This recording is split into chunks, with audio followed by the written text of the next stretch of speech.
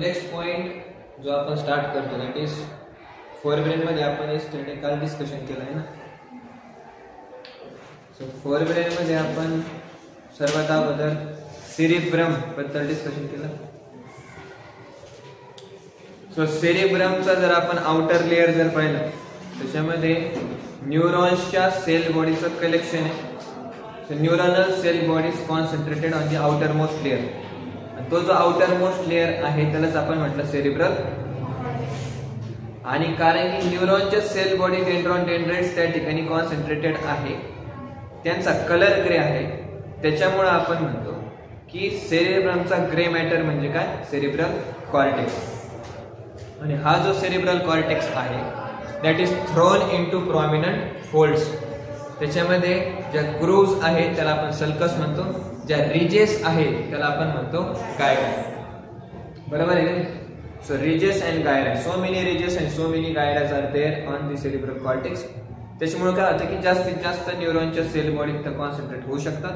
जेवढ्या जास्त न्यूरॉन्स तेवढी जास्त इंटेलिजन्स आणि सगळ्यात जास्त फोल्ड्सचे ते आपल्याला ह्युमन मध्ये पाहायला भेटतात. त्याच्यामुळे आपण म्हणू शकतो की human is the highly intelligent creature on the world, in the world. बरोबर आहे की नाही. त्याच्यानंतर आपण काय केलं, सेरिब्रल कॉर्टेक्स जो आहे त्याच्यामध्ये मेनली 3 रिजन्स पाहायला भेटतात आपल्याला, किंवा 3 एरिया पाहायला भेटतात. त्याच्यामध्ये पहिला आहे सेन्सरी एरिया, दुसरा आहे मोटर एरिया, तिसरा large sized regions which is neither clearly sensory nor motor in functions which is associated with complex functions known as inter sensory association, memory and communication. हे आपण डिस्कशन केलं. त्याच्यानंतर आपण discussion करत होतो डायन्सेफेलॉन बद्दल. डायन्सेफेलॉन मध्ये actually diencephalon is a box like structure. त्याच्यामध्ये रूफ कोण बनवतो, इपिथॅलॅमस. त्याच्यानंतर lower lateral walls and base कोण बनवतो, आणि अप्पर लॅटरल वॉल्स कोण बनवतो, इपिथॅलॅमस जो आहे त्याच्या एका एंडला very important gland attach to त्या ग्लँडचं नाव काय, पिनियल ग्लँड. आणि ती पिनियल ग्लँड कोणत्या हॉर्मोनचं सिक्रेशन करते, melatonin हॉर्मोनचं secretion.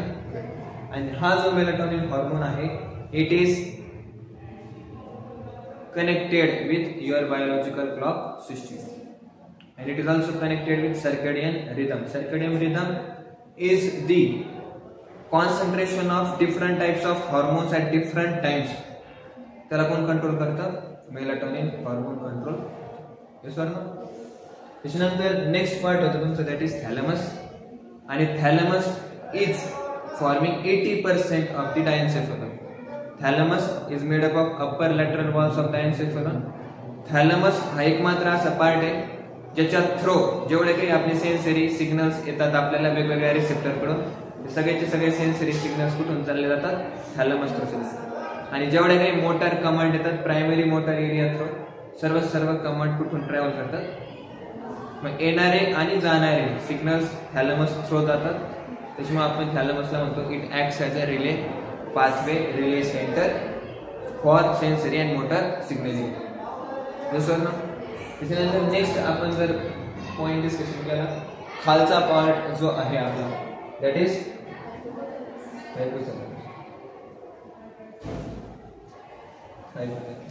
Hypothalamus forms in lower ventral surface of the diencephalon. Hypothalamus आपल्याला अँटेरियर पार्ट वरती ऑप्टिकाइज मग काल डिस्कशन केलं. मिडल पार्ट मध्ये आपल्याला हा जो स्टॉक आहे ना, हा stalk, this stalk is called as infundibulum. त्याच्यामध्ये अँटेरियर पिट्युटरी पोस्टेरियर. हायपोथॅलॅमस जो आहे, हायपोथॅलॅमस मध्ये स्पेशल टाइपच्या न्यूरो सिक्रेटरी सेल्स आपल्याला पाहायला भेटतात. न्यूरो सिक्रेटरी सेल्स न्यूरॉन्स आहेत ज्यांचं फंक्शन काय, सिक्रेशन. अशा न्यूरॉन्सला आपण म्हणतो न्यूरो सिक्रेटरी सेल्स. ह्या ज्या सेल्स आहेत विद्यार्थ्यांनो, ह्या सेल्स हॉर्मोनचं सिक्रेशन करतात. कशाचं, हॉर्मोनचं सिक्रेशन करतात. म्हणजे हायपोथॅलॅमस मध्ये काही न्यूरो सिक्रेटरी सेल्स आहेत ज्या हॉर्मोनचं सिक्रेशन करतात. आणि हे जे हॉर्मोन्स आहेत ते ब्लड मध्ये मिक्स होतात आणि ते ब्लड मध्ये मिक्स होऊन हा अँटेरियर पिट्युटरी वाला जो पार्ट आहे त्याला कंट्रोल करतात. मग हायपोथॅलॅमस थ्रू हॉर्मोन्स अँटेरियर पिट्युटरीला कंट्रोल करू शकतो. म्हणजे आपण म्हणू शकतोय की हॉर्मोन्स थ्रू आपण जो पार्ट कंट्रोल करतो त्या टाईपचे कंट्रोल आपण म्हणतो एंडोक्राइन कंट्रोल. कोणता कंट्रोल? जर न्यूरॉन्स थ्रू एखाद्या पार्टला कंट्रोल करतो तर त्याला आपण म्हणतो न्यूरोनल कंट्रोल. बरोबर आहे नाही? सो हायपोथॅलॅमस जो आहे तो एंडोक्राइन कंट्रोल करतोय anterior part of the pituitary वरती आणि न्यूरोनल कंट्रोल करतोय on the posterior part of the pituitary. अशा पद्धतीने जो तुमचा हायपोथॅलॅमस आहे, हायपोथॅलॅमस तुम्ही पाहू शकता पिट्युटरी ग्लँडला पूर्णपणे कंट्रोल करतो. आणि पिट्युटरी ग्लँड काल सांगितल्याप्रमाणे पिट्युटरी ग्लँड आपली कोणती ग्लँड आहे? मास्टर ग्लँड आहे, जी बाकीच्या पूर्ण ग्लँड्सला कंट्रोल करते. आणि ह्या मास्टर ग्लँडला कोण कंट्रोल करते? That is hypothalamus. Therefore, hypothalamus is also called as master of master gland. Clear? Next, mammillary body. It is responsible or related with the recalling of the previous past experiences or memories. त्याच्यानंतर hypothalamus जो आहे, हायपोथॅलॅमसचे आपण 5 function सांगितले होते. हायपोथॅलॅमसचे functions असतात बेटा, B for behaviour and emotions. आणि यासाठी सांगते की जेवढे काही तुमचं फीडिंग बिहेवियर आहे, इटिंग ड्रिंकिंग बिहेवियर आहे, त्याला कोण कंट्रोल करतात? हायपोथॅलॅमस करतात. So behaviour are of 2 type. One is feeding behaviour, another one is sexual behaviour. And next one that is emotions. Emotions म्हणजे जे काही तुमचे एक्साइटमेंट राहील, मोटिवेशन्स राहील, हे सर्व इमोशन्सला पण कोण कंट्रोल करतं? नंतर E for endocrine control. Already आपण डिस्कशन केलं की हायपोथॅलॅमस पिट्युटरी ग्लँडला कंट्रोल करतो आणि पिट्युटरी ग्लँड पूर्ण एंडोक्राइन ग्लँडला कंट्रोल करते. त्याच्यानंतर टी फॉर थर्मोरेग्युलेशन. त्याच्यामध्ये आपण काय करतो? बॉडीचं टेम्परेचर कॉन्स्टंट मेंटेन करून ठेवतो. त्याच्यानंतर A for autonomic nervous control. याच्यामध्ये आपण जर डिस्कशन केलं, हायपोथॅलॅमस मधून काही न्यूरॉन्स जे आहेत ते ब्रेन स्टेम मध्ये चले जातात आणि त्या ब्रेन स्टेम मध्ये 2 न्यूक्लियाय प्रेझेंट असतात. न्यूक्लियाय म्हणजे सेल बॉडीचं collection in central nervous system is called as nucleon. The collection of cell bodies in central nervous system is called as nucleon. म्हणजे हायपोथॅलॅमस मधले न्यूरॉन्स काय करतात? ब्रेन स्टेम मध्ये जातात, ज्या ठिकाणी 2 न्यूक्लियाय प्रेझेंट. कोणत्या 2 न्यूक्लियाय प्रेझेंट आहे? One is parasympathetic nuclei, another one is sympathetic nuclei of the autonomic nervous system. मग हायपोथॅलॅमस मध्ये न्यूरॉन्स काय करतात? पॅरासिम्पॅथेटिक अँड सिम्पॅथेटिक न्यूक्लियाला काय करतात? कंट्रोल करतात. आणि त्यांना कंट्रोल केलं म्हणजे ऑटोनॉमिक नर्वस सिस्टीमला कंट्रोल केलं. कळलं का पॉईंट? त्याच्यानंतर last one B for biological clock system. Already आपण डिस्कशन केलं. ह्या हायपोथॅलॅमस मध्ये एक स्पेशल सेल बॉडीचं कलेक्शन असतंय जे ऑप्टिक कायस्माच्या वरती असते, ज्याला आपण म्हणतो सुप्रा कायस्मॅटिक न्यूक्लियर. काय म्हणतो आपण? सुप्रा कायस्मॅटिक न्यूक्लियर. सुप्रा कायस्मॅटिक न्यूक्लियर इथं प्रेझेंट असतो आणि हा काय करत असतो? सिग्नल्स घेत असतो. कुठून? आईज कडून. जर आईज वरती जर लाईट पडत राहिला तर हे काय करतात? पिन्युलोसाइटला, पिनियल ग्लँड येत आहे, पिन्युलोसाइटला काय करतात? इनहिबिट करत असतात. तू मेलाटोनिन हार्मोन बनवू नको. आणि ज्या वेळेस इथून लाईट बंद होतो त्यावेळेस हे काय करतात? पिन्युलोसाइट, पिनियल ग्लँडच्या ज्या पिन्युलोसाइट आहे त्यांना सांगतात तू काय कर? मेलाटोनिन हार्मोनचं सिंथेसिस आणि सिक्रेशन कळलं.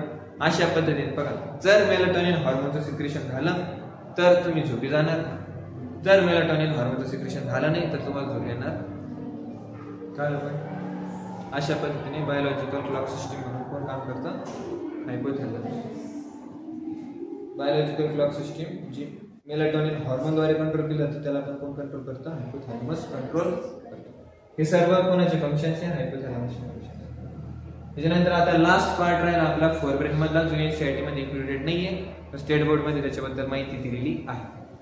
आता इथं बघा एक्झॅक्टली जर आपण डिस्कशन केलं, माझं नोज आहे राईट, माझ्या नोजचे जर मी आतमध्ये गेलो, बघा आतमध्ये गो इनसाइड, आतमध्ये गेल्यानंतर काय की वरती एक अशी इपिथिलियम असते, नोजच्या आतमध्ये इपिथिलियम असते. त्या इपिथिलियम मध्ये काही न्यूरॉन्सचे एंडिंग्स असतात.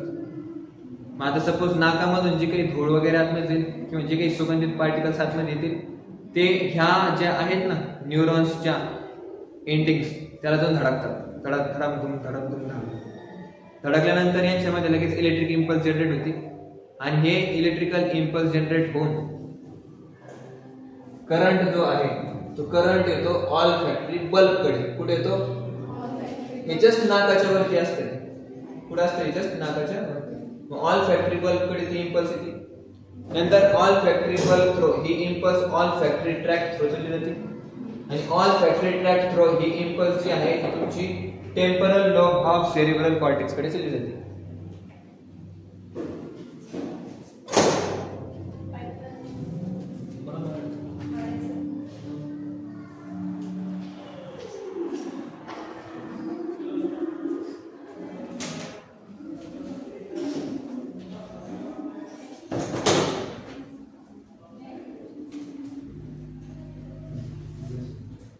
पॉइंट आहे की नाकाचे डायरेक्ट सिग्नल्स जे आहेत पुढे चालले जो राहिले ऑल फॅक्टरी बल्ब कडे. स्वेलिंग वाला पार्ट जो आहे ना अँटेरियर त्याला ऑल फॅक्टरी बल्ब म्हणतो.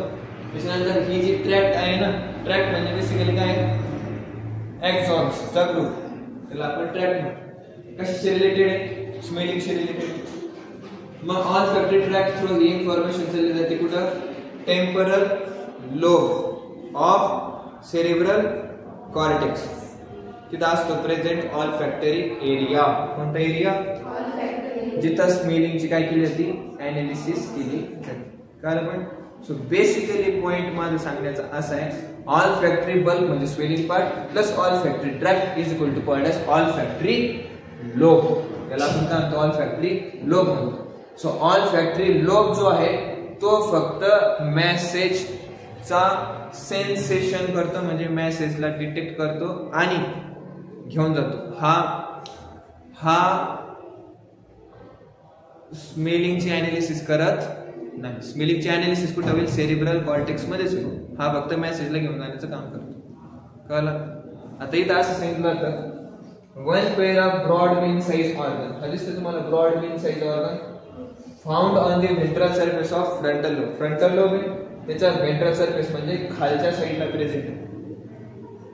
It is a small spherical solid structure. It is a small spherical solid structure. And it is responsible to carry smelling sensation. So हा वाला part. आणि असं सांगितलं की ऑल फॅक्टरी लोब जो आहे it is more developed in some of the organism, for example dolphin and dog. जो dog आहे त्याच्यामध्ये काही olfactory lobe is more developed as compared to us. नंतर लास्ट वाला पार्ट जो आहे तो आपला बाकी आहे.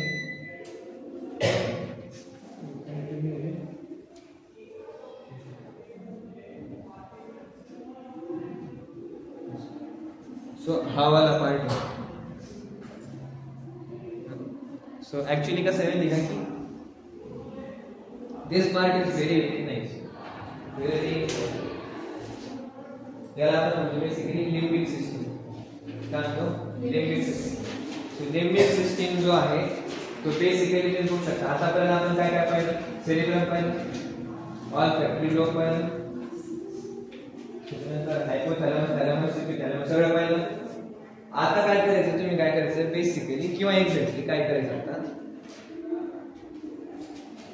कॉर्पस कॅलोसम जो आहे तुमचा, कॉर्पस कॅलोसम काय सांगा? What is corpus callosum? दोन सेरिब्रल हेमिस्फिअरला जोडणारा मायलिनेटेड नर्व फायबरचा ट्रॅप असणारा पार्ट, त्याला आपण काय म्हटलं? Corpus callosum. जो दोन सेरिब्रल हेमिस्फिअर मध्ये कोऑर्डिनेशन मेंटेन करून. सो पॉइंट असा आहे की कॉर्पस कॅलोसमच्या खालच्या साईडला जो काही पार्ट आहे त्याच्यामध्ये जेवढे काही पार्ट्स असतील that comes under limbic lobe, limbic system. कळलं का पण? त्यासाठी एनसीईआरटी काय करते? पेज नंबर 236 वरती जे काही लास्ट 6 लाईन त्याच्याबद्दल इन्फॉर्मेशन शेअर करते. So I will try to read the sentences. You just try to hear that sentences. So I will try to speak the sentences as it is. The inner part of cerebral hemispheres. Inner part of cerebral hemisphere म्हणजे cerebral hemisphere म्हणजे corpus कॅलोसमच्या खालच्या साईडला. The inner part of cerebral hemispheres and a group of deep associated structures amygdala, comma, hippocampus, comma etc. Comma forms a complex structure known as limbic lobe or limbic system dot along with hypothalamus comma it is involved in the regulation of sexual behavior and expression of emotional reactions in bracket excitement comma pleasure comma rage and fear bracket complete comma त्याच्यानंतर तुम्ही पाहू शकताय that is motivation. So एवढे सगळे functions आहे कशाचे limbic system किंवा limbic लोबचे. त्याच्याबद्दल आपण काय करू थोडीशी इन्फॉर्मेशन स्टडी करू. Inner part of cerebral hemisphere म्हणजे कॉर्पस कॅलोसमचा खालचा पार्ट. त्याच्यामध्ये काय काय येतं बघा. Suppose for example corpus callosum त्याच्यामध्ये काय काय येतं त्याच्या खाली पहिली गोष्ट ऑल फॅक्टरी बल्ब पण येतो. त्याच्यानंतर हायपोथॅलॅमस पण येतो थॅलॅमस पण येतो. त्याच्यानंतर तुम्ही पाहू शकता की दोन ऍडिशनल स्ट्रक्चर सांगितले या साईडला आहे ना the inner part of cerebral hemisphere and a group of deep associated structures amygdala comma hippocampus. मग हा अमिग्डाला पण आणि दुसरा कोणता आहे हिप्पोकॅम्पस. याच्याबद्दल थोडीशी इन्फॉर्मेशन. जो अमिग्डाला आहे ना सो अमिग्डालाचे दोन काम आहेत. पहिला रेज आणि दुसरा fear. Rage and fear. Rage म्हणजे राग गुस्सा. असं पाहण्यात आलंय एक एक्सपेरिमेंट करण्यात आला होता की जी मांजर आहे ना मांजर वाघाची मावशी कॅट. वाघाची मावशी जी आहे पुन्हा कोणाच्या घरी वाघाची मावशी आमच्या घरी बी होती. नंतर तिचे सगळे केस सगळीकडे व्हायला लागले. मांजर किती भारी नाही.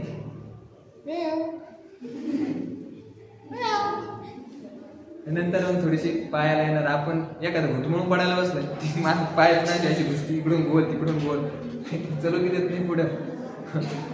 सो ती जी आहे कॅट तिचं काय आलं तर एकदा ब्रेन जो आहे ब्रेन मध्ये जो अमिग्डाला वाला जो पार्ट आहे त्याला काय केलं होतं जास्त थोडंसं स्टिम्युलेशन दिलं होतं. थोडंसं स्टिम्युलेशन दिल्यानंतर काय आलं नाही ते अमिग्डाला ऍक्टिव्हेट झालं. अमिग्डाला ऍक्टिव्हेट झाल्यानंतर त्या मांजरीची स्थिती काही झाली मी तुला ती सांगतो. त्या मांजरीने काय केलं होतं डायरेक्टली जे तिचे पंजे असतात ना ते पंजेतून डायरेक्टली जे नख असतात ना त्याला बाहेर काढलं असं अटॅकिंग पोझिशन मध्ये आलेलं आहे मांजर. आणि शेपटीची ना ती एकदम टाईट झाली ती मांजर. आपण म्हणू शकतो ना amygdala is responsible for rage. Yes or no आहे की नाही. आणि त्याच्यानंतर मला सांगेल की सगळ्यात घाबरणारा प्राणी किंवा घाबरणारा मॅमल कोणता असणार. घाबरणारा रॅट.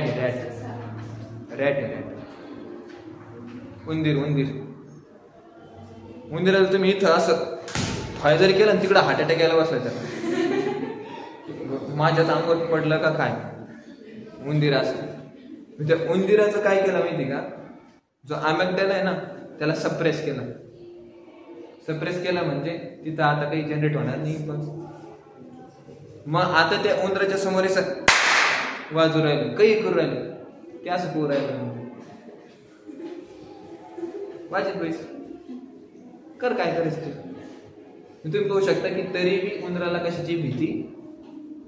याचा अर्थ amygdala is responsible for rage and. Hippocampus जो आहे ना हिप्पोकॅम्पस असा पार्ट आहे ज्याच्यामध्ये स्टडी करण्यात आली आताच रिसेंटली म्हणजे 2014 मध्ये. सो रिसेंट स्टडीमध्ये असं झालं की असं सांगण्यात आलं की हिप्पोकॅम्पस हा असा एक एरिया आहे ज्याच्यामध्ये अजून पण न्यूरॉन्स नवीन जनरेट होतात. That is called as neurogenesis. पण आपल्याला माहिती बर्थच्या नंतर तर न्यूरॉन बनत नाही. पण हा एक मात्र एरिया असा आहे की ज्याच्यामध्ये नवीन न्यूरॉन्स बनतात. आणि that depends upon how much your hard. तर तुम्ही जर लर्निंग करण्यासाठी जर आता स्टार्ट केलं दिवस रात्र जर हार्ड करत राहिले तुम्ही तर तुमचे नवीन न्यूरॉन्स बनणार. जर तुम्ही घेतलंच मनाशी की नाही मला स्टडी करायचं आहे म्हणजे फोडून टाकायचं सगळं, UPSC IPSC काही JPSC ZPSC जे काही असेल जिल्हा परिषद आणखी परिषद करूनच टाकायचं. मनाशी घेतलं तर मग लगेच काय होतं, लगेच तिथं नवीन नवीन न्यूरॉन्स डेव्हलप व्हायला लागतात. आणि हा हिप्पोकॅम्पस एक मात्र असा पार्ट आहे which can convert short term memory into long term memory. हिप्पोकॅम्पसच हा एक मात्र पार्ट आहे ज्याच्यामध्ये शॉर्ट टर्म मेमरीचं कन्वर्जन कशात केलं तर long term memory. Suppose for example मी जे काही तुम्हाला सांगू राहिलो ना ते तुम्ही किती इमोशनली घेतलंय, इमोशन आम्ही एकदम मेन पार्ट सांगू राहिलो. ऍक्च्युली त्याच गोष्टी जास्त ध्यानात राहतात ज्याच्यामध्ये फिलिंग्स आणि इमोशन्स ऍड केलेले आहेत मिक्स. कळलं का? फक्त असा अभ्यास करत करत करत बसलो तर काही ध्यानात नाही राहत. माझा मेन पॉईंट तोच जीवनामध्ये. मी काय करतो, कोणत्याही गोष्टीना इमोशनली घेतो, भावनिक पर्स्पेक्टिव्हने पाहतो. त्याच्यामुळे काय होतं की मला गोष्टी ज्या आहे ना त्या कधीच नाही विसरत. It becomes very difficult for me to forget and it becomes very easy for me to understand, remember, recollect, repeat. I can tell date also, time also, this place also, at what time what happened. Directly fit. There is no way to again remember this. Suppose for example, that may be related to my MPSC, when the prelim examination was there, when the main examination was there, when the interview was there, when I got the mail for interview letter, everything I remember. When at what time, which person attacked me, at which place, on which date, 19/7/2019 at 2 AM in Pune railway station, just 500 meters apart, before the Pune camp temple. तिथं काय झालं ते पूर्ण incidents हे सर्व as it is directly डोक्यात बसतं. ती ट्रेनिंग मी ॲक्च्युली घेतली नाही माझ्यामध्ये. मी माझ्यामध्ये अशी ट्रेनिंग घेतलेली आहे की हे भगवंता जे काही करायचं आहे टाईम ऑलरेडी लिमिटेड आहे. तर मग त्या लिमिटेड टाईममध्ये मला काय करायचं आहे, मी जे काही एकदा वाचेल ना ते माझ्या डायरेक्टली ध्यानात राहायलाच पाहिजे. सो कृपया करून हे आशीर्वाद मला दे. सो पॉईंट काय की ती प्रार्थना करत राहायची आणि फक्त आणखी दुसरी प्रार्थना करायची की मला जे काही करायचं आहे मी तुमच्या सेवेसाठी करेन. So add this to prayers, get the mercy of Krishna or God, they will help you. आपल्यामध्ये काही क्षमता नाही आहे. Arjun was there, Arjun was doing fighting thad, but Arjun and there is no difference between, there is no comparison between Arjun चे गुरु. मला सांगा तुमची आणि माझ्यासोबत काही कंपॅरिझन करू शकता का तुम्ही? You can never do comparison. तुम्ही बघा तुम्ही अर्जुन आहे आणि मी इकडे द्रोणाचार्य आहे. तुम्ही अर्जुन आहे आणि अर्जुनच्या बापाच्या लेवलचा भीष्म आहे. कुलगुरु कृपाचार्य, द्रोणाचार्य, भीष्म पितामह. त्याच्या अगेन्स्ट हा कोण आहे रे, हा तुच्छ अर्जुन. आणि असं कन्क्लुजन आणलं होतं भारतामध्ये की 1 Bhishma is equal to 1000 Arjun. जमतच नाही, काही फायटिंग होऊ शकत नाही. Understand? So therefore we require mercy of God also to do something. So तो point. So hippocampus short term मेमरीला कशात कन्वर्ट करतो. So you have that vision की नाही मला आज काय करायचं, आज जेवढं काही मी शिकले ना तेवढं मला सगळं आजच ध्यानात करायचं. सो हिप्पोकॅम्पस तुम्हाला मदत करेल. शॉर्ट टर्म मेमरीज कन्वर्जन कशी करेल कळलं पण. तो त्याचे न्यूरॉन्स बनवेल, तो त्याची माहिती बनवेल, तो नेटवर्क बनत राहील आतमध्ये. तो तुमचं काम करून टाकेल. कळलं पण. त्याच्यानंतर आपण इथं पाहिलं की along with hypothalamus limbic system is involved in the regulation of sexual behaviour and expression of emotional reaction. Excitement म्हणजे काय की उत्तेजना. ठीक आहे, आपण कोणत्याही गोष्टीसाठी एकदम एक्साइटेड आहे. सपोज ती तुमची हेलिकॉप्टर थ्रो तुम्हाला खाली उडी मारायची, काही असतात ना एक्साइटेड मोडमध्ये. Helicopter tin tin tin tin tin आणि त्याच्यानंतर मग आता लगेच डोअर ओपन, खाली एकदम आपल्याला माहिती काय ना यू आर जस्ट इंटू. फक्त मारणार नाही तो, कारण ते एक्सपेरिमेंट प्रॉपरली असतं. So it may be related to that. किंवा कोणाची एक्साइटमेंट स्टार्ट होऊ शकतं विहिरीत उडी टाकून अगोदर, नंतर मग हेलिकॉप्टरमध्ये उडी टाकून. सो असे पर्पज आहे. काही काहींची एक्साइटमेंट काही पण असते. So don't be into that excitement. Excitement तुमची प्युअर असायला पाहिजे, प्रॉपर असायला पाहिजे, जे तुम्हाला सक्सेसकडे घेऊन जाईल. So excitement.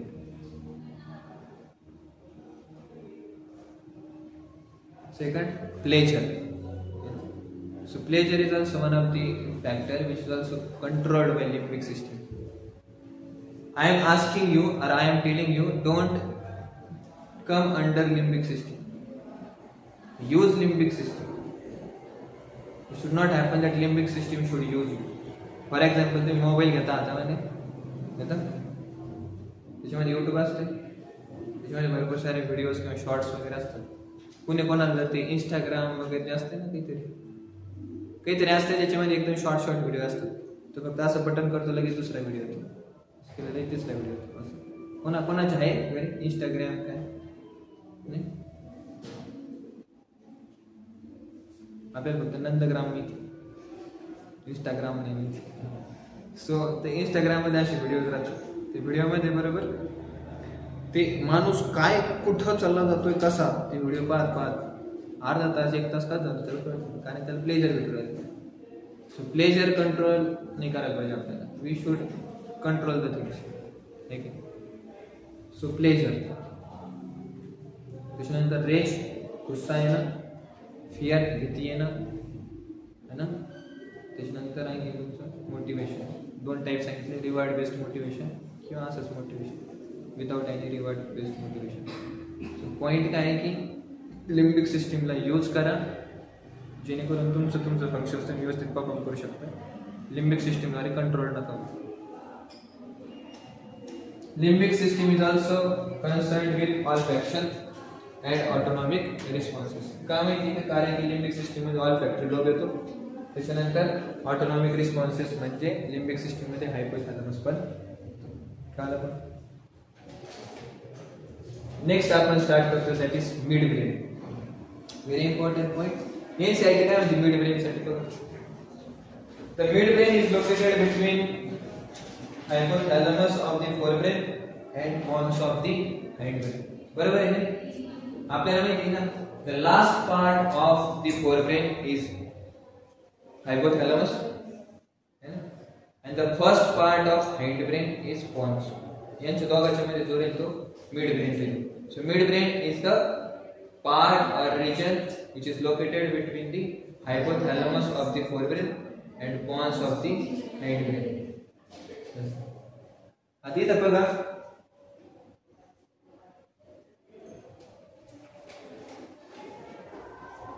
हे दिसतंय तुम्हाला 4 स्वेलिंग्स इथं, 4 स्वेलिंग दिसू राहिले तुम्हाला, ठीक आहे. 4 स्वेलिंग्स बरोबर. तुम्ही बघा की हा जो पार्ट दिसतोय तुम्हाला, दॅट इज म्हणू शकता basically posterior part of the brain. कोणता आहे? पोस्टेरियर. आणि हा पण जो पार्ट आहे अँटेरियर वाला पार्ट. तुम्ही बघू शकता अँटेरियर पार्ट मध्ये तुम्ही बघू शकता काही असे न्यूरॉन्सचे ट्रॅक्ट जो राहिले आहे की न्यूरॉन्सचे ट्रॅक्ट जो राहिले. आणि याच्या पोस्टेरियर साइडला तुम्ही बघू शकता अशा 4 गोल गोल गोल गोल बॉडीज. सो बेसिकली त्याच्या 4 गोल गोल बॉडीज आहे ना, त्याला आपण म्हणत असतो ऑप्टिक लोब्स. काय म्हणतो? किंवा 4 आहे त्याला आपण म्हणतो कॉर्पोरा क्वाड्राय. क्वाड्राय म्हणजे कॉर्पोरा क्वाड्रायजेमिना किंवा ऑप्टिक लोब्स किंवा कोलिकुलाय. कोलिकुलाय म्हणजे काय? स्वेलिंग्स ज्या असतात ना, 4 स्वेलिंग्स, त्याला पण आपण कोलिकुलाय म्हणतो. एकाला कोलिक्युलस म्हणतो आणि मल्टिपलला कोलिकुलाय. कोलिकुलाय, ऑप्टिक लोब, कॉर्पोरा क्वाड्राय जेमिना. आणि अँटेरियर साइडला तुम्ही बघू शकता असे न्यूरॉन्सचे ट्रॅक्ट जो राहील नाही, न्यूरॉन्सचे ट्रॅक्ट जो राहील त्याला आपण काय म्हटलं होतं? क्रुरा सेरिब्राय. क्रुरा सेरिब्राय. ठीक आहे. आता त्याचे आपण फंक्शन्स बघू. ही तर बघा, जे पोस्टेरियर साइडला दॅट इज कॉर्पोरा क्वाड्रायजेमिना, जो अँटेरियर साइडला दॅट इज क्रुरा सेरिब्राय. 2 होते ना क्रुरा सेरिब्राय, लेकिन 2 होते ना क्रुरा सेरिब्राय. So 2 क्रुरा सेरिब्राय and posterior side the corpora quadragemina. Okay. So basically what is midbrain? It is located between the diencephalon of the forebrain and pons of the hindbrain. Diencephalon च्या ऐवजी तुम्ही hypothalamus use करू. आता इथे बघा की on the posterior part of midbrain 4 solid spherical projections are present. आणि हे 4 स्पेरिकल प्रोजेक्शन्सला आपण काय म्हणू शकतो, कोलिक्युलस म्हणू शकतो किंवा ऑप्टिक लोब म्हणू शकतो. And this is conform. Conform means characteristics of mammalian features only.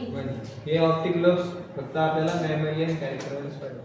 त्यानंतर anterior part of midbrain contains 2 longitudinal myelinated nerve fibers, tracts called as cerebral peduncles or crus cerebri or crura cerebri. Cerebral peduncle, crus cerebri or crura cerebri. हे झालं तुमचं structure. कोण कुठे located आहे, posterior साइडला corpora क्वाड्राजेमिना, anterior साइडला क्रस cerebrum. झालं पण त्याला आपण ऑप्टिक लोब पण म्हणू शकतो किंवा कोलिक्युलाय पण म्हणू शकतो. याला आपण क्रस सेरेब्राय, क्रस पेडंकल किंवा क्रुरा सेरेब्राय पण म्हणू शकतो. आता याच्यामध्ये काय आहे की आपण परत कट सेक्शन वगैरे घेतलं. इथं बघा व्यवस्थित हे तुमचे 4 स्पेलिंग्स आहे, yes or no. Optic lobe, colliculi, corpora quadrigemina. त्यानंतर अँटेरियर साइडला आहे काय तुमचं क्रुरा सेरेब्राय, क्रस सेरेब्राय, सेरेब्रल पेडंकल. ह्या दोघांच्या मध्ये जर आपण पाहिलं ना, या दोघांच्या मध्ये कॅव्हिटी रन करू राहील, yes or no. So that cavity is called as canal. त्या कॅनलला आपण म्हणतो आयटर. त्याला आपण काय म्हणतो, cerebral aqueduct or aqueduct of Sylvius किंवा बेसिकली आयटर पण आपण याला म्हणतो. सो बघा a canal called as cerebral aqueduct, cerebral aqueduct or aqueduct of Sylvius passes through the midbrain. In certain science, a canal called as cerebral aqueduct passes through the midbrain. Again, the dorsal portion of the midbrain consists of mainly 4 round swellings called as corpora quadrans. Again, dorsal portion, dorsal portion, marks. Again, posterior part. And anterior part वरती काय present आहे, हे satin. अच्छा, जे आपण function आता समजूनच घेऊ ना. हे सॅटिन सांगितलं पण फंक्शन समजून घेऊ काय फंक्शन आहे. सो पहिलं तुम्ही बघा मिड ब्रेनचे basically these are the 3 important part. The midbrain receives and integrates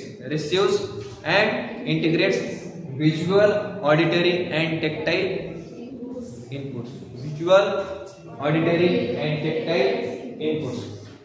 posterior साइडला तुम्हाला माहिती आहे, आता हे आपण क्रॉस सेक्शन घेतले ना, असा क्रॉस सेक्शन घेतलं. त्याच्यामध्ये तुम्ही पाहू शकता की तुम्हाला फक्त 2च ऑप्टिक लोब दिसतील. आणि आपल्याला माहिती आहे की मिड ब्रेनच्या मधून काय जाते, सेरेब्रल ॲक्विडक्ट किंवा ॲक्विडक्ट ऑफ सिल्वियस.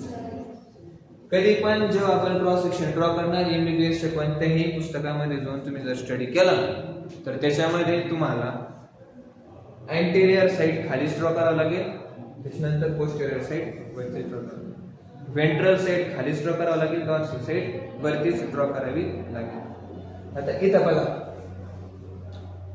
सुपेरियर कॉलिक्युलाय जी आहे, सुपेरियर कॉलिक्युलाय म्हणजे आपले होते ना 4 कॉलिक्युलाय होते, त्याच्यावरच्या ज्या 2 colliculi superior colliculi, it is responsible for pupillary light reflex. It is responsible for pupillary light reflex.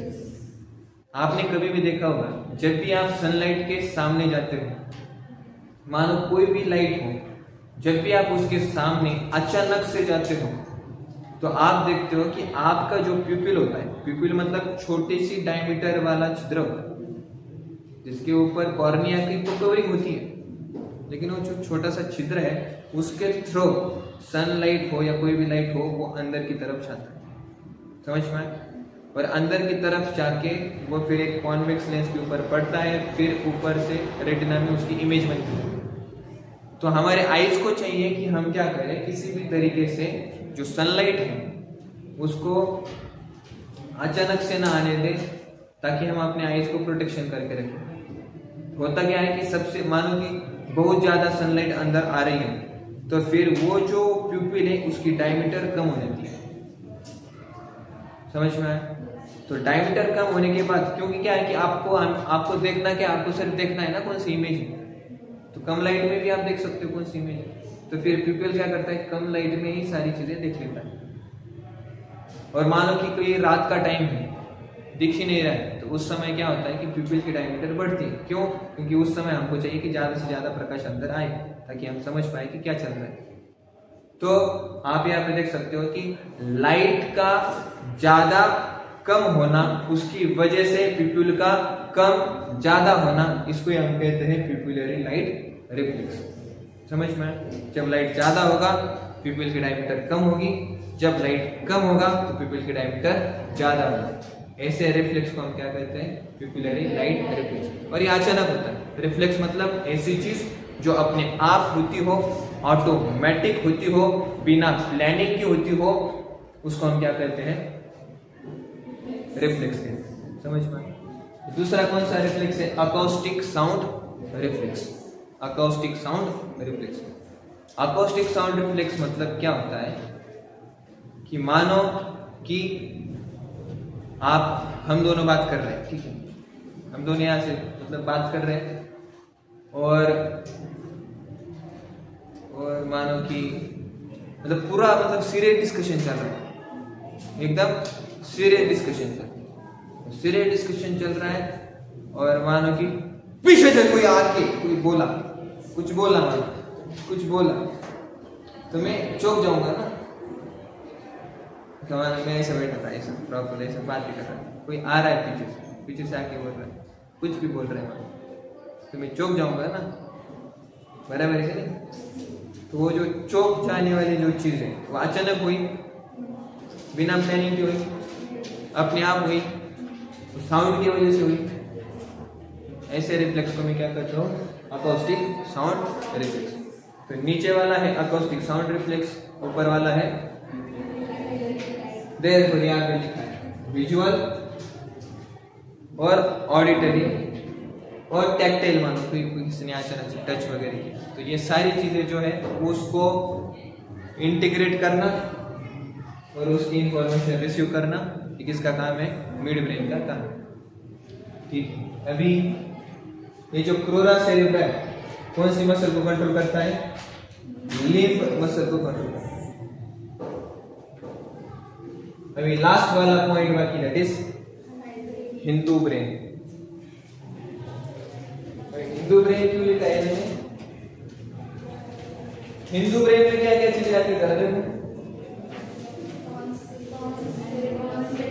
The hind brain consists of pons, then medulla oblongata और cerebellum। बहुत अच्छे है नहीं? ये आता है सब हाइंड ब्रेन में, ठीक है? सबसे ऊपर वाला, उसके नीचे वाला। मुझे बताओ कि किस के एक्सटेंशन से ही आपका स्पाइनल कॉर्ड बनता है कि नहीं? तो इसका एक्सटेंशन ये दिख रहा है आपको। यहाँ पे आप देख सकते हो कि सेरेबिलम वाला पार्ट है। सेरेबिलम वाला पार्ट में भी आप देख सकते हो कि ग्रे मैटर आउटसाइड है, व्हाइट मैटर अंदर की तरफ है। तो जो सेरेबिलम का व्हाइट मैटर है वो ट्री जैसा प्रोजेक्शन कर रहा है into grey matter. So when white matter is projected into grey matter of the cerebellum is called as arbor vitae. क्या है arbor vitae? Into grey matter of cerebellum is called as arbor vitae. यहाँ पे सबसे पहले हम study करते हैं Pond's. Pond's को कभी कभी बोला जाता है पॉन्स वरोली नहीं, एक्चुअली पॉन्स वेरोलाई। पॉन्स वेरोलाई मला असं टाकायचं होतं की पॉन्स वरन, पॉन्स, ठीक आहे, पॉन्स वेरोलाई ध्यानात ठेवा, पॉन्स वेरोलाई। वरोली नका म्हणा, गडचिरोली भी नका म्हणा। सो पॉन्स मध्ये तुम्ही बघू शकता की पॉन्स मध्ये दोन टाइपचे फायबर्स आहेत। पॉन्स मध्ये किती टाइपचे फायबर्स आहेत? दोन टाइपचे। एक आहे तुमचे लॉन्गिट्युडिनल फायबर्स आणि एक आहे दुसरे तुमचे lateral fibres. Longitudinal fibres along the length run करते आणि lateral fibres along the width run करते। कळलं पॉइंट? सो पॉन्स काय करतो तुम्ही बघू शकताय की हा जो मिड ब्रेन आणि याच्यावरचा जो पार्ट आहे त्याच्यानंतर मेडुला ऑब्लांगेटा आणि त्याचा खालचा वाला पार्ट आहे याला काय करतो? जॉईन करतो। त्याच्यानंतर पॉन्स काय करतो? सेरेब्रमला आपण जॉईन करतो। सो बेसिकली पॉन्सचा अर्थच होतो ब्रिज। का होतो? ब्रिज। हा काय करतो? Bridge. It forms a bridge between different parts of brain, वरचा खालचा डावीकडचा उजवीकडचा जोडून टाक. कोणत्या फायबरद्वारे? लॉंगिट्युडिनल and So ponds consist of tracks that interconnect different regions of interconnect. त्यालाच ब्रिज म्हणतो ना आपण. Ponds म्हणजेच ब्रिज म्हणजेच interconnect of different parts of अमेरिकाला साऊथ अमेरिकाला जोडून द्या, नॉर्थ अमेरिकाला साऊथ अमेरिकेला जोडून द्या, जपानला भूतानला जोडून द्या, पाकिस्तानला भारतात जोडून द्या. काही विचार त्याच्यामध्ये फंक्शन्स जर आपण चेक केले सो पॉन्ड्स मध्ये वेगवेगळे सेंटर्स असतात. त्याच्यामध्ये एक सेंटर तुम्हाला धरायचं दॅट इज न्यूमोटॅक्सिक सेंटर. कोणतं centre? It is related with breathing mechanism. So pneumotaxic centre काय करत असतो? टायमा इंटरव्हलला काय करत असतो? त्या न्यूरॉनला इनहिबिट करत असतो जे न्यूरॉन इम्पल्सेस घेऊन येतात आणि ब्रीदिंग मसल्सला कॉन्ट्रॅक्ट करतात. न्यूमोटॅक्सिक सेंटर काय करतो?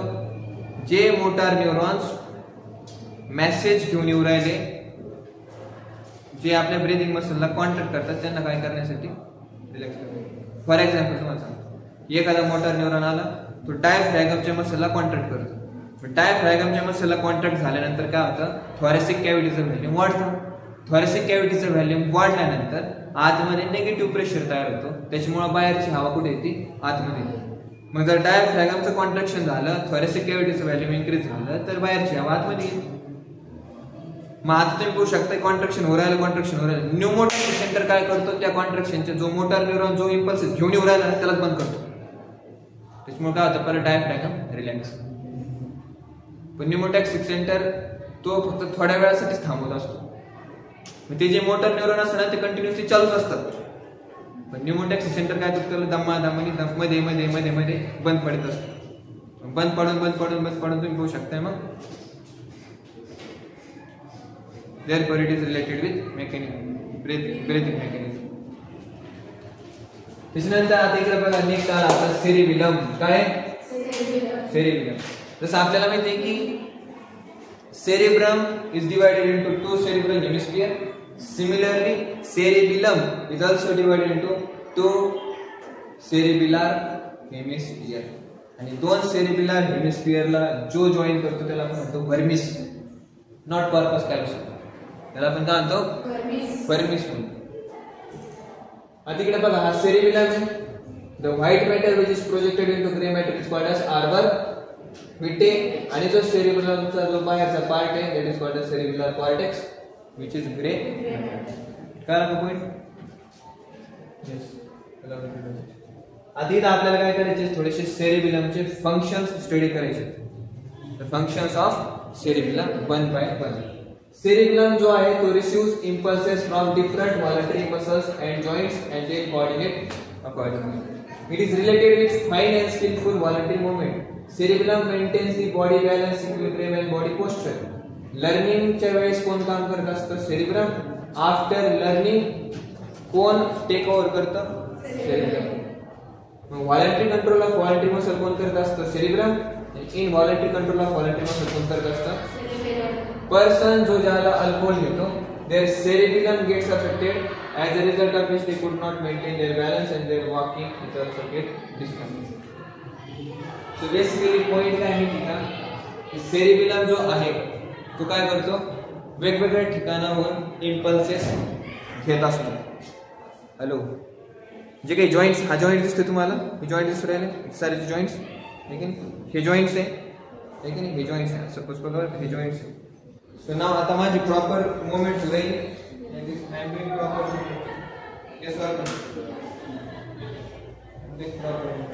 सपोज जर आपण जर ती रोप जंपिंग वगैरे करत असेल, रोप जंपिंग वगैरे करत असेल, रोप जंपिंग नाही त्यावेळेस नंतर बघू शकता की तो काय करू राहिले, इथून इथं जे काही व्हायब्रेशन्स हो राहिले जॉइंट्स मध्ये, इथं जे काही हो राहिले जॉइंट्स मध्ये व्हायब्रेशन, त्याच्यानंतर लेग्स मध्ये जेवढे काही व्हायब्रेशन्स हो राहिले वेगवेगळ्या सगळे व्हायब्रेशन्स वगैरे जे आहेत ते सगळे इम्पल्सेस आहे की नाही, इम्पल्सेस फ्रॉम व्हॉलंटरी मसल्स आहे की नाही.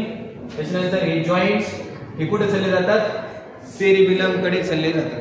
मग सेरिबिलम काय करतो? चेक करतो प्रॉपर मूवमेंट हो राहिली की नाही हो राहिली, व्यवस्थित मूवमेंट हो राहिली की नाही हो राहिली. मला सांगा, मला ही मूवमेंट करायची राईट, यासाठी इम्पल्सेस कुठून येणार आहे? व्हॉलंटरी मसल्स आहे. सिग्नल्स कुठून येणार आहे? व्हॉलंटरी मसल्सला मला कंट्रोल करायचं. सिग्नल्स कुठून येणार आहे? Primary motor area of cerebral cortex. तुम्हाला सांगितलं ना, कोणत्याही व्हॉलंटरी मसलला कंट्रोल करायचं. सिग्नल्स कुठून येणार? तिथूनच येणार. कळलं पॉइंट? कुठून येऊ राहिले? प्रायमरी मोटर एरियामधून येऊ राहिले. तुम्ही लिहू राहिले कुठून येऊ राहिले? सिग्नल्स प्रायमरी मोटर एरियामधूनच येऊ राहिले. पण तुम्ही बघू शकता की प्रायमरी मोटर एरियामधून जे सिग्नल्स येतात ना, ते एवढे असे प्रॉपरली नसतात. एवढे प्रॉपरली त्याच्यामध्ये तुम्ही बघू शकता अशी एकदम स्किलफुल मुवमेंट नाही होऊ शकत. एकदम तुम्ही जेवढे स्किलफुली करून राहिले ना, किंवा सिंगिंग बी एकदम स्किलफुली करून राहिले, ती प्रायमरी मोटर एरियाद्वारे होऊच नाही राहिली. मग ते जे तुम्ही बघू शकता थोडीफार गडबड असते ना जॉईंट्स मध्ये इकडे तिकडं, त्या गडबडीला कोण पूर्ण करतं? सेरेब्रम. कोण पूर्ण करत असतं? सेरेब्रम काय सांगतो प्रायमरी मोटर एरियाला की भाऊ गडबड होऊ नाही पाहिजे, गडबड व्हायला नाही पाहिजे. माणूस जेव्हा व्यवस्थित चालू राहिला त्याला चालू दे प्रॉपरली. कळलं? असं नाही व्हायला पाहिजे. असं असं सो सेरेब्रम सगळ्या गोष्टी चेक करतो. कळलं? तू जिथं जिथं व्हायब्रेशन मध्ये थोडंफार कमी करता होऊ राहील, तो प्रायमरी मोटर एरियाला थोडासा ऍडिशनल इम्पल्स येतो की बहुत स्किलफुल व्यवस्थित मूवमेंट व्हायला पाहिजे. तशा पद्धतीने प्रायमरी मोटर एरियाला मदत करतो, जेणेकरून तुमची जी काही मूवमेंट आहे ती एकदम फाईन आणि स्किलफुल व्हायला. So it is not the controller of voluntary muscles, पण it helps primary motor area to make fine and skillful movement. कळलं? इसनंतर सेरेब्रम जो आहे it is also important for maintaining body balance and equilibrium. Body balance करतो. Suppose for example तुम्ही आता इथे बघू शकता, सगळ्यांनी काय करतात? असं असं असं ते डोकं आहे असं प्रॉपर म्हणजे असं दमणी नाही, ते डोकं काम करायला प्रॉपरली. म्हणजे मसल्स जे आहेत ना त्यांचं व्यायाम व्हायला पाहिजे. तुम्हाला जास्त टेन्शन नाही घ्यायला पाहिजे. करा उभा राहिले त्यांना पनिशमेंट एकाच डायरेक्शन आहे बरं, एकाच डायरेक्शन घुमवायचं कमीत कमी 15 फास्ट 15 टाइम्स. आता फास्ट घुमवा जर तुम्ही तुम्हाला असं काय करता 15 टाइम्स तर माना घुमू नका. फास्ट किती झाले जे बसलेले ते 15 झाले तर उभा राहा. 1 मिनिट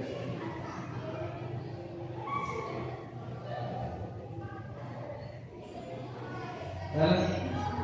डोळे बंद करून केलं होतं की डोळे करून केलं? बंद करून केलं. आणि थोडंसं घुमल्यासारखं वाटलं ना? नाही वाटलं? वाटलं ना? सर्व त्याच्यानंतर आहे ना सर्व असं असं घुमत राहायचं. घरी गेल्यानंतर सिंपल तुम्ही डोळे बंद ठेवा. तुम्ही डोळे बिलकुल बंद. तुम्ही ट्राय करा. नंतर या मग पुढे पुढे या त्याचा एक्सपेरिमेंट करायचा. एकदम पुढे या फक्त असं या जो स्ट्रॉंग आहे ये साक्षी ये ना पुढे ये ना.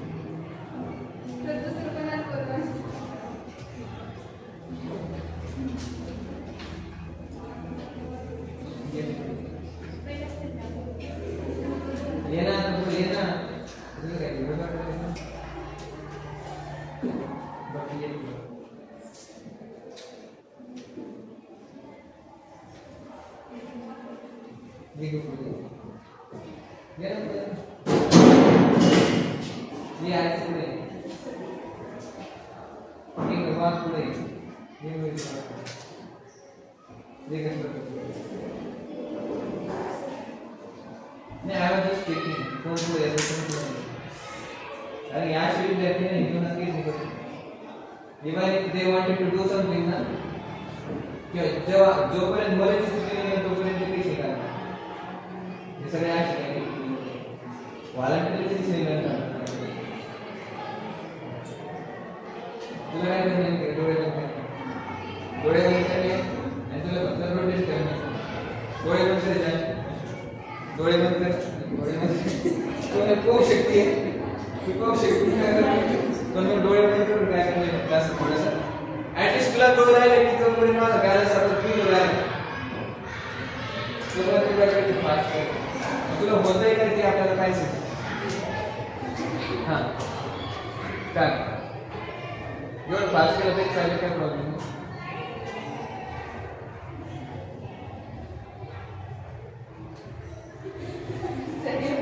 हो रे थोडं बॅलन्स बिघडलं बरोबर आहे बॅलन्स का बिघडलं वाय बॅलन्स उभा राहिल्यानंतर मी घुमून राहिली उभं राहिली तरी अजून घुमून राहिली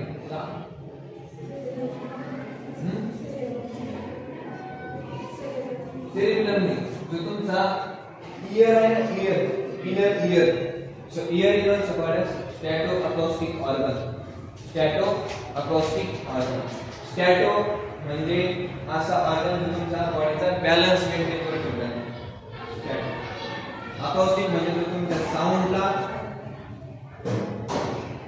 ॲनालाइज म्हणजे हिअरिंग करण्यासाठी मदत करून राहील that is acoustic stato acoustic organ कोण आहे तुमचा इयर आहे सो बेसिकली जो तुमचा इयर आहे इनर इयर त्या इनर इयर मध्ये स्पेशल स्ट्रक्चर असतं त्याला आपण म्हणतो कॉक्लिया त्या कॉक्लिया मध्ये फ्लुइड प्रेझेंट असते फ्लुइड काय प्रेझेंट असते फ्लुइड जेव्हा तुम्ही असं रोटेट करून राहिले ना असं रोटेट करून राहिले सो बेसिकली तुम्ही बघू शकता की ते जे फ्लुइड आहे ना ते फ्लुइड पण रोटेट होऊ राहिले आणि ते फ्लुइड जे आहे ना ते इन्फॉर्मेशन न्यूरॉन्सला सेंड करतात ते न्यूरॉन्सचे ते इम्पल्सेस घेऊन पुढे येतात सेरिबेलमकडे म्हणजे जर ते फ्लुइड फिरतच राहिलंय ते मग ते फिरणारे इम्पल्सेस येऊ राहिले सेरिबेलमकडे आणि तुम्ही अजून पण फिरू राहिले यू अंडरस्टँड सेरिबेलम काय करतं की इव्हन युअर तुमची जेवढी काही एकदम मोमेंट आहे ना डान्सिंग मोमेंट म्हणा काही पण मोमेंट म्हणा फिरणारे मोमेंट म्हणा तो बॅलन्स मेंटेन करून ठेवणं बी कोणाचं काम आहे कारण की सगळे इम्पल्सेस अल्टिमेटली कुठे येऊ राहिले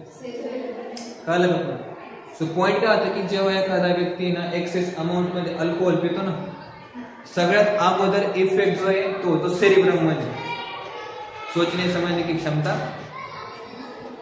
लेकिन उसके बाद जो इम्पैक्ट होता है वो होता है सेरिबेलम के ऊपर किसके ऊपर तो सेरिबेलम जब डैमेज हो जाता है ना तो बॉडी का नॉर्मल बैलेंस भी चला जाता है समझ में आया थोड़ा थोड़ा मेरे को क्या कहना है तो सेरिबेलम नो सॉरी मुलींनो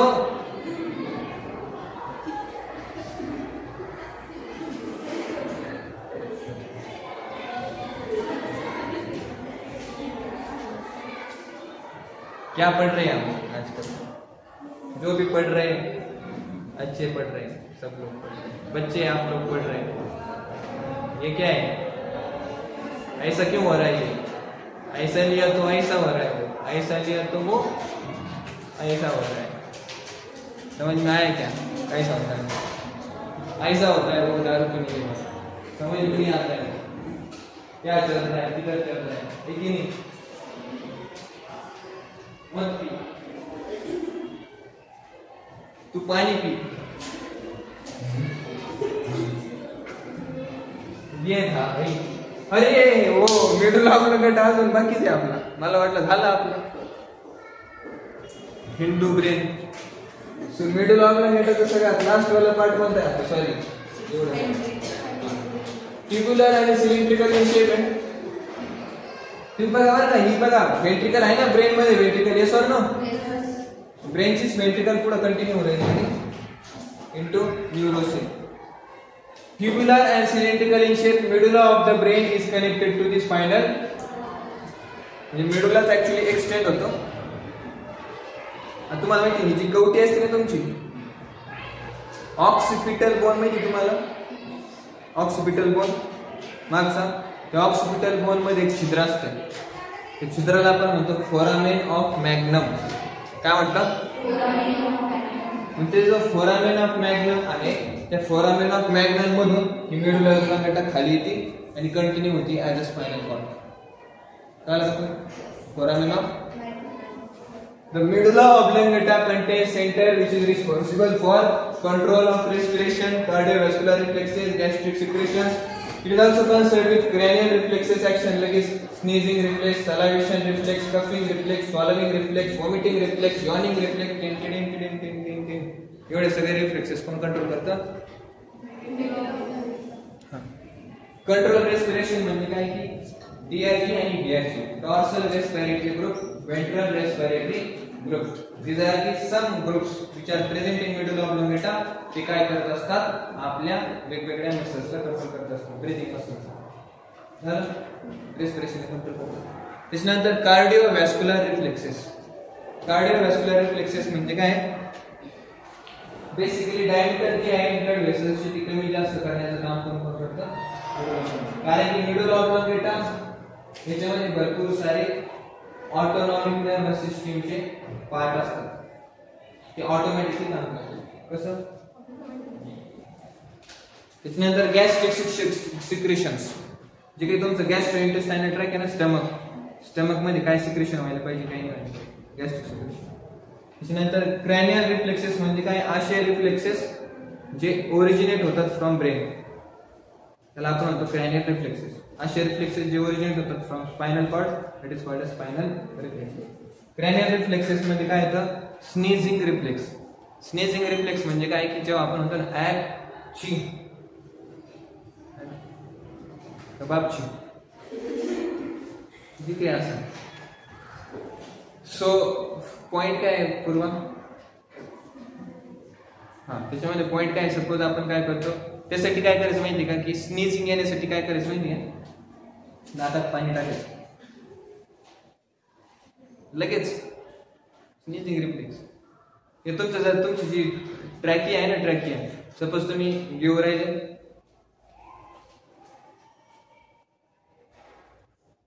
ना, सपोज तुम्ही घेता जर ते ट्रॅकियामध्ये जर घुसला तर मग तुम्ही काय आता लगेच इथे ना ठसका येतो, ठसका. सो ठसक्याला आपण काय म्हणू शकतो? ठसका रिफ्लेक्स. हा, कफिंग रिफ्लेक्स, ठसका रिफ्लेक्स. अचानक होते नाही. त्याच्यानंतर स्नीजिंग रिफ्लेक्स कधी होतं माहिती? सपोज जाऊ तुम्ही काय केलं, सूर्याकडे असं पाहिलं सकाळी सकाळी एकदम अचानक, आणि पोच राहिले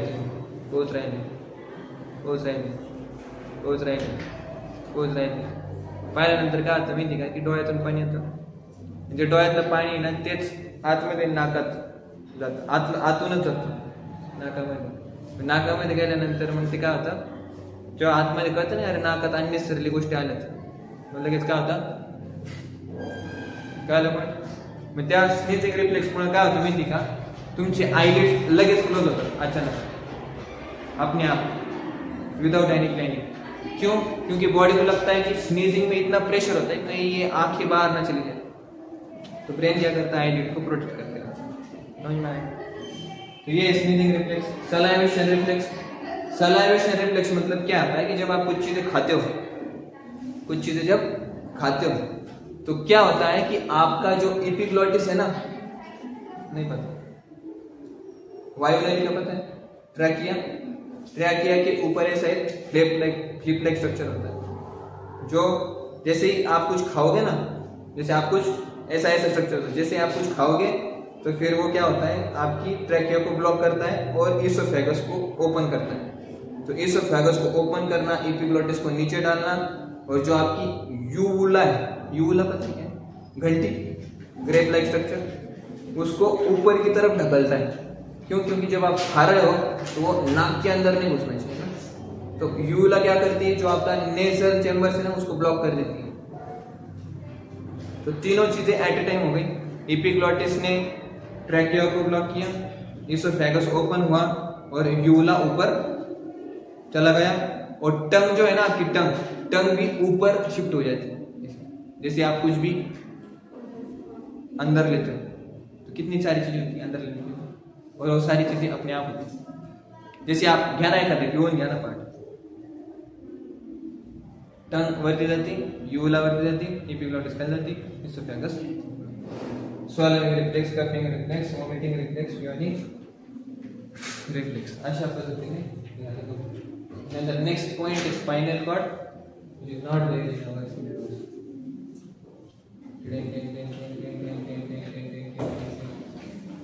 त्याला म्हणजे reflex action. Reflex action fast, quick, sudden, automatic, continuous.